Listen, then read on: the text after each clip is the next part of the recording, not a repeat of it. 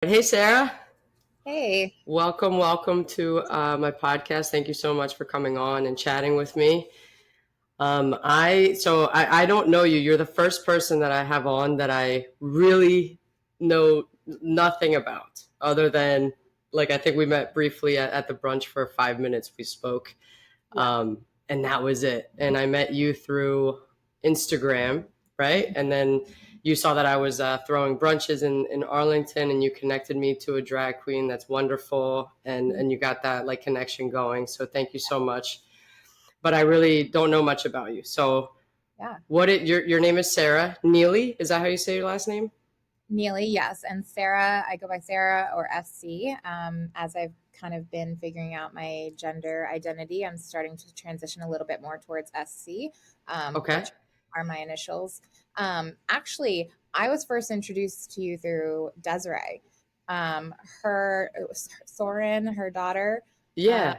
was in NICU, and I had a NICU baby, and was born in between like my two kids. And Yeah. so we were in contact a lot while she was going through obviously a really rough time. Oh And my gosh. on the ultimatum, and Desiree was like, "That's my friend Natasha," and I was like, "What?" Yeah. And so I haven't seen her in so long. that's how I was introduced to you. Wow. Yeah. Wow, that's good to know. That's a dear friend of mine. I mean, I haven't seen her in so long. I think she's moving like Yeah. next month to California. Yeah. That's crazy. Well, I'm glad you reached out though because you built like a beautiful connection to now a drag brunch, and Evita's amazing. Yeah. So thank you for that. And so what do you identify as now? So right now I'm queer and non-binary are the terms I prefer the most. Queer and non-binary. Okay. So what do you want me to refer to you as? I use they them pronouns. They them pronouns. Okay, great. And I apologize in advance if I mess that up, but please correct me if I do. But thank you for clarifying that. All right, so Sarah, like, I want to know your story, obviously, and I want people to hear your story, but also, I know that you do great work for the community, so we'll get there later. But where are you from originally? Originally, I'm from this area. Technically, I was born in like the Silver Spring area. Oh, really? But then I moved when I was little, and I came back here for college and have stayed ever since in kind of like the Northern Virginia area. And I Nice. probably will stay here forever. I really love the DC area. It just feels like home now It's at this. such a great area. Yeah. I Yeah, specifically like for the queer community, it's this really like exciting mecca that just feels yeah. really comfortable. And so like I can't imagine leaving. No, I know it's a great area. Wow, so you've been here your whole life. As a childhood, I lived like New Jersey, New York, further south in Virginia, but eventually came back here for college, and now I've been here since college, which I won't tell you how many years ago that was because I'm not going to age it. You don't have to. You look very young. I'm like, you like to be, you're like 25. So, so Far from. then, yeah, how did you, I'd love if you want to share your coming out story, or, what, do you have a coming out story? I have like multiple coming out stories, right? Like, don't we all? Okay. Of like, you go back in the closet and you figure it out again, and then you come Yeah. out. So that's kind of like for me, more of my experience. I actually grew up in like a evangelical Christian cult like experience, which was pretty What? rough. Yeah, like women couldn't cut their hair, we couldn't wear pants, all those kinds of things. It was pretty intense. And that was when I was first introduced to the word lesbian, as like the pastor was yelling at my dad of like, if you're not a better father, she's going to be a lesbian. What religion? Christian, evangelical, like Chris. really, really conservative, Wow. whatever it is. Wow. So that was like where I was first introduced to this concept of like, oh, I could be a lesbian. That's really bad. That was what my worry was. Yeah. And then as I got older and I was, very not feminine and struggling with that in the church setting of like, I'm supposed to be this certain subservient feminine Hmm. role and told to be that way. And I just didn't fit me. And So then I used like tomboy for a long time, right? Like that Right. was called me is like, oh, well, she's just a tomboy. And in high school, I like briefly tried to come out of the closet with going to prom with a girl, and my parents like eviscerated me. So then I was like, never mind, we're just friends, and went back in the closet. Oh no. So you knew you liked women from like from a young age, or was it more of like a later I blossom? No, I think I've always known, but I was just like, I felt a lot of shame around it and was constantly like trying to convince myself that I didn't feel that way. Right. Um, so when I say, did I know? I knew, but it's like a different version of knowing. You know, it was like something I wouldn't Right. admit to myself, kind of thing. Yeah. I'm just I like, feel like we all go through that for a little bit at least. yeah, I'm just like, I have really intense, very strong feelings for my best female friend. Yeah. We're so that's I it. find them really attractive. Why? It is, right? That's just what it is. Yeah. And Oh then my it's gosh. maybe it's not just friendship. Wow. So how did you I mean move on from that, and do you speak to your family? Do they accept you, or did they? What's the No, story? they do not. They're still very Oh, Christian, but like their version of Christian. Like, I definitely do not believe Christians are like this. Like, for example, Desiree, our mutual friend, yeah. incredible Christian, actually like lives out what I believe that is supposed to be. So Hmm. certainly not. Um, I certainly recognize that there are a lot of people out there who live up to a much healthier version of what Christianity is, but that's just not been my experience growing up. Um, but yeah, so then in college, I had a best female friend who was obviously felt a lot more for her than a friend, but like we were on and off for like 4 years, and my parents only saw her as a friend, like that's all that they would see. And Right. uh, when she and I ended that, um, I went back into the closet kind of again, slash never came out, and was like, you know what I should do? I should marry a white male police officer Republican. Oh my God. So then I did that. Extremist. You did that? Yeah, I did that. What? At 22, I got married to the person that I was like, my family's going to like this person and it's going to make For me, your family, I mean, to make them happy. yeah, Gosh. it made them very happy. That's exactly what they wanted. But So many people do that. It's wild to me, you know? Like we always I don't know, we don't live for ourselves, we live for our families, and it's like you live life is so short, like why it's hard though. It's hard because you know, you have the risk of losing your family obviously if you come out and you are who you are, which is sad. yeah, and it That's it was more than a risk, right? Like they were very vocally clear. Like I can't repeat the things that they have said. It's right. color, Wow. but like they were very clear that that was, you know, any sort of non cis het lifestyle was absolutely not welcome and was considered sinful and going to hell. And so Wow. So that's when you just, married him, I mean, did you have like a big wedding and all of that? yeah, So they loved him, I'm assuming. yeah, loved it, loved him, thought he was amazing. Um, and he was fine. But like, obviously, I But wasn't you happy. weren't happy. Yeah. And then he wasn't fine, right? And he kind of, you know, turned out not to be a super great guy. Still, I was really stuck in like the church culture of like, you can't get divorced, right? Like, Right? my parents are divorced, but for whatever reason, Oh, when they the, are divorced? yeah, but Like, like, what? not allowed to get divorced. That's how this stuff works, right? Like, do as I say, not as I do. Like, Yep, yep. it's a mess. It just makes me laugh. So hypocritical. It's so hypocritical. I don't get But it. time when you're 22 years old or early mid 20s, I got Yeah. divorced eventually when I was 27 to 28 is when I got divorced. But I only got divorced when I found out he had cheated on me. And when I found out he had cheated on me, I was so relieved.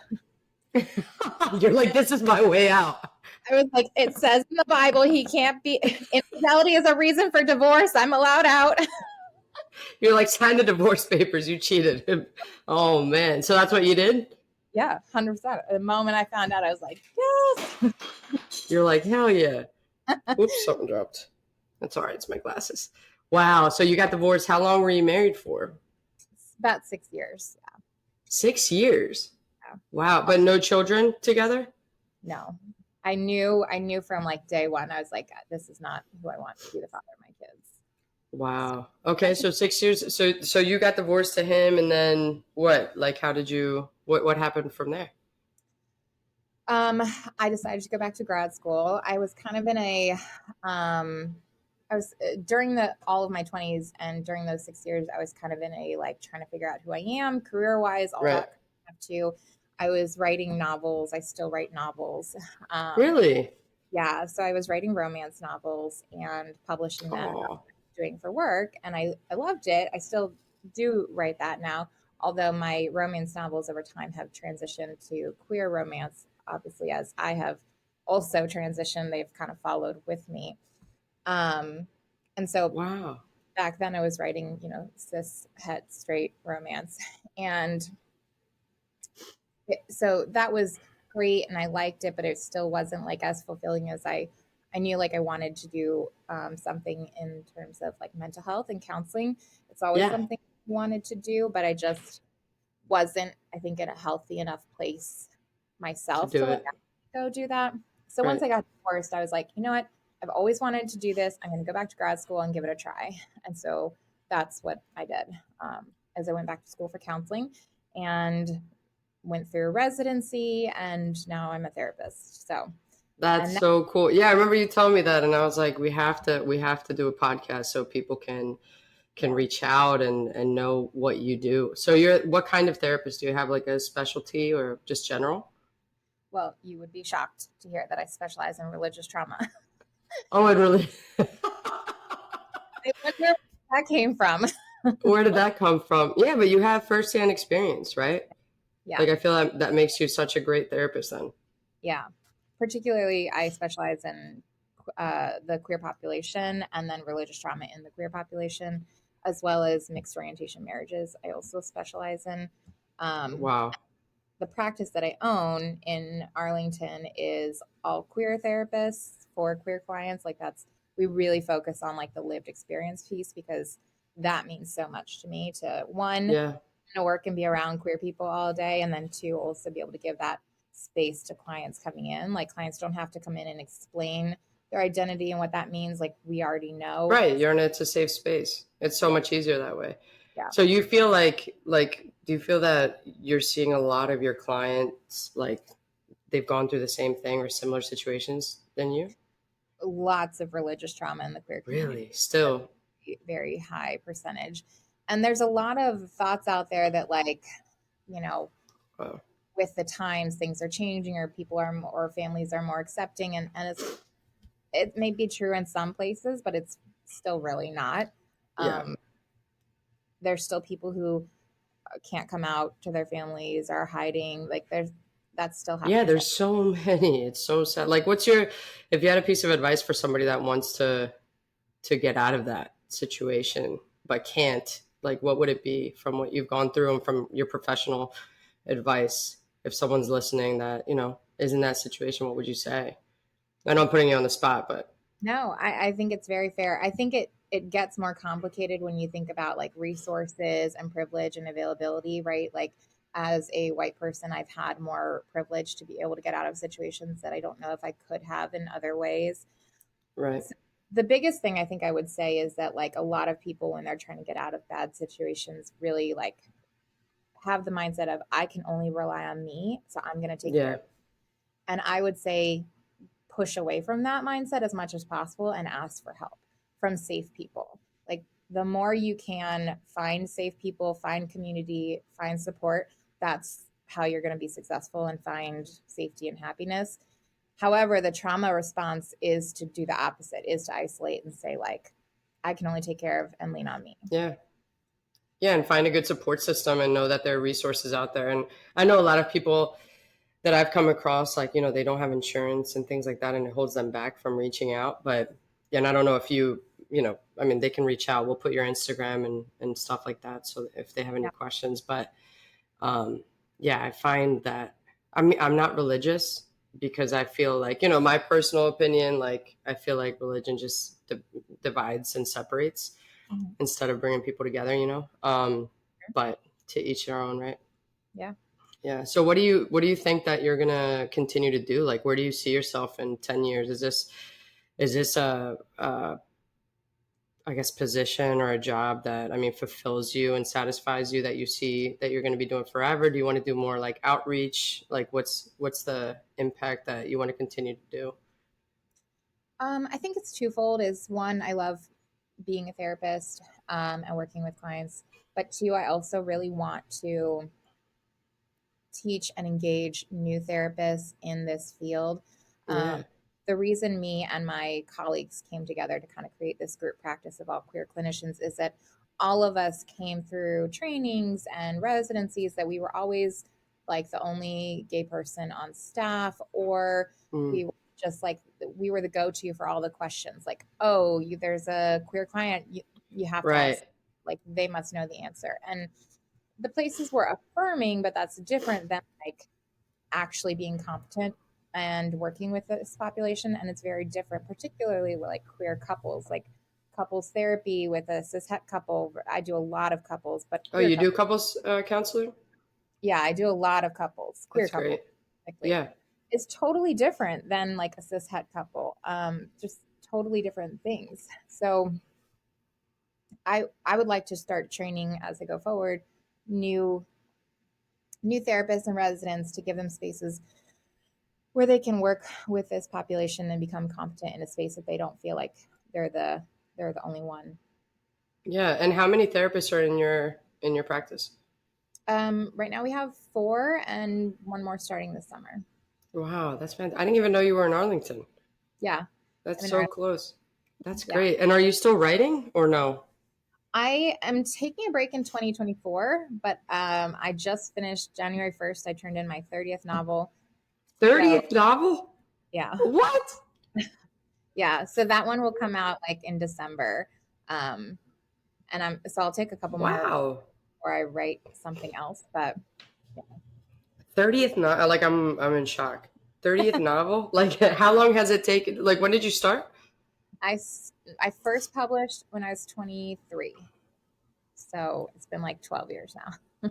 Wow. How long does it take you to write one novel? Um, 3 to 6 months, I would say, depending on the genre and the type of novel. Right.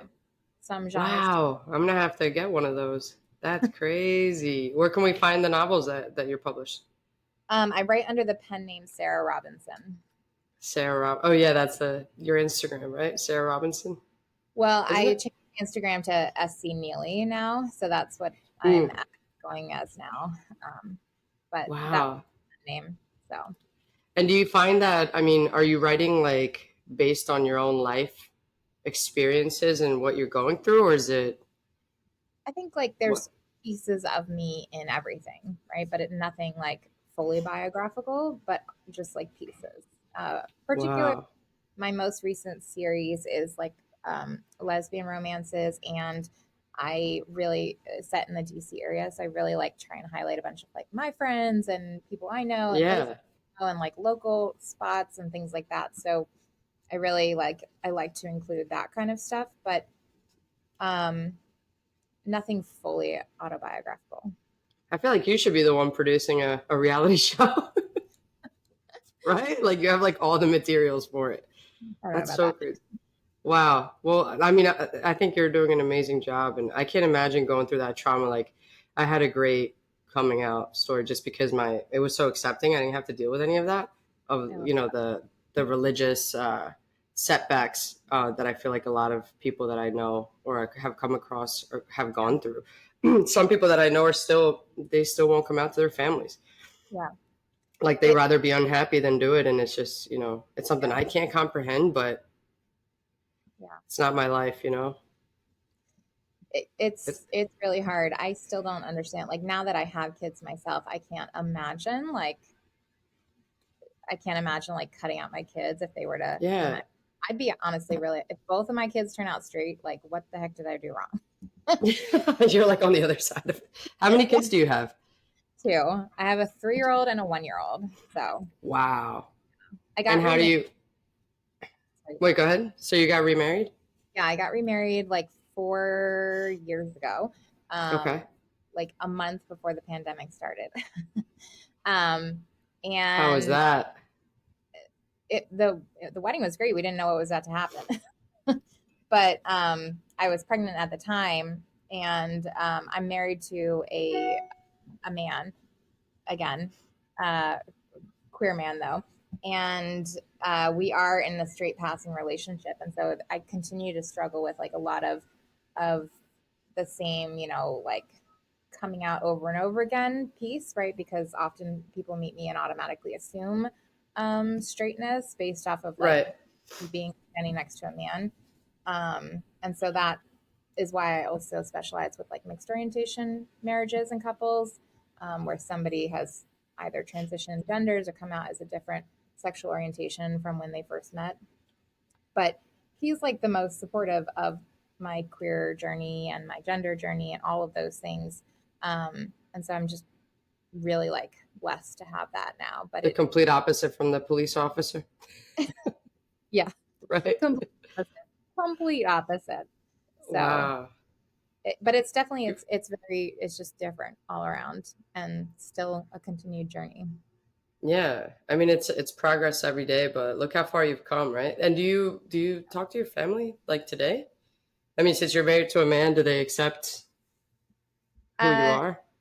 no, they would accept who I am if I wasn't so publicly gay, but because I am on social media as and publishing Mm, when I first started publishing queer, like clearly queer romance, yeah. um, they started sending me Bible verses, like just texting me Oh Bible. no.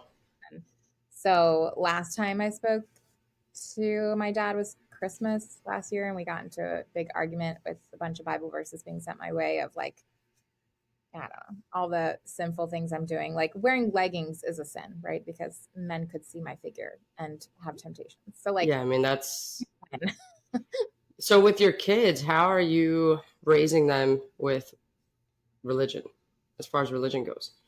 we I identify as Christian, but like safe Christian in terms of like I believe in a higher power, I believe in a God, and I believe that like I'm loved just as I am and none of that other stuff. And for my kids, I my husband is Jewish, so I also like Oh, okay.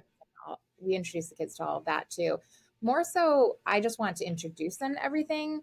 When they have friends of a different faith, I want them to know those faiths as well. And then Yeah. as older, they get to decide themselves what they believe. Yeah. I want to expose them to all of it and then let them figure out what they believe. I love that. Yeah, I feel like if you're not harming somebody, like if you're not doing anything like that, like just accept who someone decides to be, you Yeah. know? It's life is so short. Yeah. But anyway, what all right, I have two questions left for you. One is what's your favorite novel? I'm curious because I want to get it. So what's your favorite novel that you've My read? favorite novel. Um, that I've written. Yeah. What was I thought you were talking about somebody else. Okay, so my No. Baby Bank, and it's a story Baby about pig. yeah, it's a story about a woman who is in her mid 30s and decides she wants to become a mom, but she's single, and so she goes the sperm donor route, and then falls in love with her sperm donor's sister. That's a movie with but so that's a movie I saw, but it's the daughter. It's two moms and the daughter. After she turns 18, she wants to find her dad, which is the sperm donor. Finds him, and then he falls in love with one of the lesbians. Like they start sleeping together. Oh wow, Baby Exactly. Bank. I like that. Yeah, I and feel like maybe that's happened. it's based on or loosely based on how friends of mine became parents. Is that she and her wife used an app to swipe for sperm. It's a real app. It is out There's an there. app for that. Absolutely, yeah. And What? What's the app? The actual app is called Just a Baby. I call it Baby Bank in the book, but they met up, and Wow. the guy left his deposit in the hotel room, and then she and her wife went in and got her pregnant. And now there's like a Facebook group for him and all of the women he's impregnated. And so they have like little reunions with all their Wait, this is real life? yes, real life. They have like reunions with all their little half Yo, it's nothing surprises me anymore. Oh my God. extended family. So that concept is what I based it on. But it's not so you have to meet up with the person and sleep with them kind of thing. No, he left his deposit in like a collection cup. Oh, I thought you were talking about money. Shouldn't be full. So it's like a Tinder. It's a Tinder for sperm, just for sperm. Yeah. Wow. That's interesting. I've learned so much in 25 minutes. It's free. It's donations, but it's like, you have, as with Tinder, you have to be discerning. Yeah. I'd be too scared to do that. That's crazy. Wow, Sarah. Well, thank you so much for joining. Like I want to put up like your business Instagram and everything so people could reach out. And I feel like everyone should go through to a therapist at some point, or ongoing therapy, just because we evolve and things change and life's just hard as it is, So the work you're doing is incredible, and having like a practice just with queer therapists is so welcoming. And it's something you don't see all of the time, Like when I look for therapists, I've gone to therapy since I was like over 10 years, right? When I started accepting it, like, you're young and you're like, I don't need therapy. But I think when I turned 25, I started going, and I found that like going to therapy is like dating. It's like not every therapist, just because they're a therapist, is the one for you. So it's like dating the therapist, and if it doesn't work, it's okay to move on to another one. But it's always so hard to find a queer one that understands, because I've gone to many like hetero men and women, and I don't know, it's so different. They're just like, it's not the same. They just don't understand. You can't understand, right? So I feel like the impact that you have in the community is insane. So we're trying. We also we don't take insurance because we don't believe ethically in like the things insurance makes you do, like give diagnoses off the bat and stuff like that. yeah. But we do keep 20% of our caseload as for sliding scale only. So we want to try and be as accessible to all demographics. Oh wow, that's awesome. I mean, I'm looking for a new therapist, so maybe I'm gonna hit you up. Well, it can't be me, but there are other people. It can't be you, but yeah, if there are other people, that's so cool. Thank you so much. So to close this off, like, I know I asked you for one piece of advice for somebody that like wants to come out but can't. But my last question for you is, if you had a piece of advice for your younger self, like, I don't know, let's say 15 years ago, what would that be? With everything you've learned and gone through right now, what would you tell yourself? I think I would tell myself, it doesn't get better for a long time, but it does get better. Stay positive, light at the end of the tunnel. It's so true. Yeah. That's awesome. All right, Sarah. Well, thank you so much for joining. Thanks, and we'll talk soon. I'm going to hit you up. Absolutely. All right.